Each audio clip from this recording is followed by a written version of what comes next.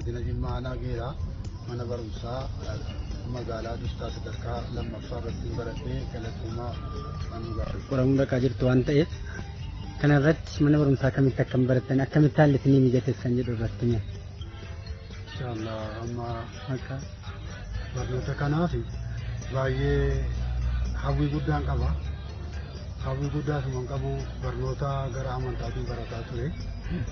Achi booda gaafan baradhee barnoota amantaa kana baradhee deebi'uu barnoota biraanis barataa ture deebi'ee itti fufee ilmoo kan kootii wajjin hawwii isaa jabeessee ijoollee koo dareetti dhaqee ilaalladhee wajjiniin baradhee iddoo kanaan kan nagahuu danda'e hawwii barumsaan qaba baay'ee.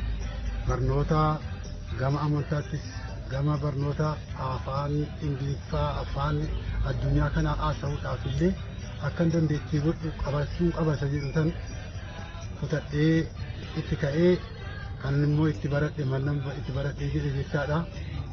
Mana barumsaa sadarkaa lammaffaa tokkoffaarraa hanga sadarkaa lammaffaa magaalaa Dustaatti baradhee as gahuu danda'e. Eeyyama rabbiitiin inshaallah eegaan kutannoo kan kootii eega kan rabbinaa eeyyamni booda kutannoo kootii rabbiin fidee asiin nagahee jechaadha inshaallah.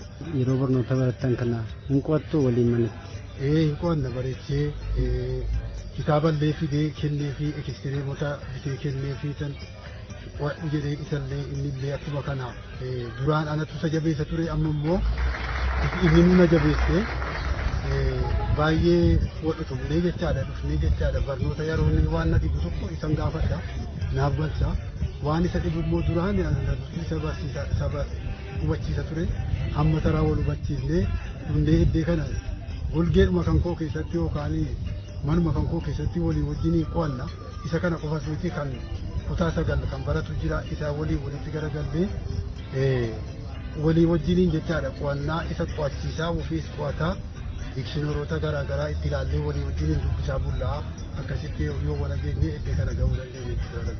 Erga barnoota kana jalqabdanii meemee akka rakkootti wanti gufuu ta'e isin mudate jira barnoota kana akka dhaabdan wanta isin dirqisiisnaan rakkoo kana keessa dandamattanii barattan.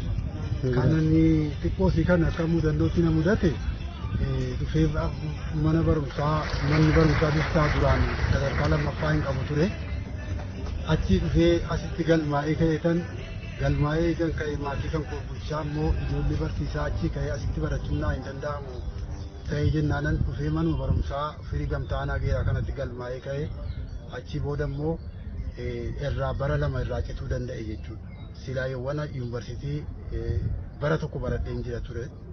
Kanaan addaan na duraa cite malee sababaa manni barumsaa sadarkaa lammaffaa Dustatti dhaabachuu dhabeen kanaan malee waa biraa hin jiru. Ayyeen galatooma. Maqaan koo Awwashee Uumamaa jedhama. Wanti natti dhaga'amu gammachuun wanti natti dhaga'amu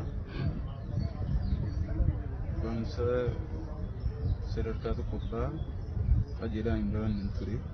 Sagalii kudhanis qajeelaa hin baranne garuu 11 kaasee amma ta'e bareechee fooyyesseera.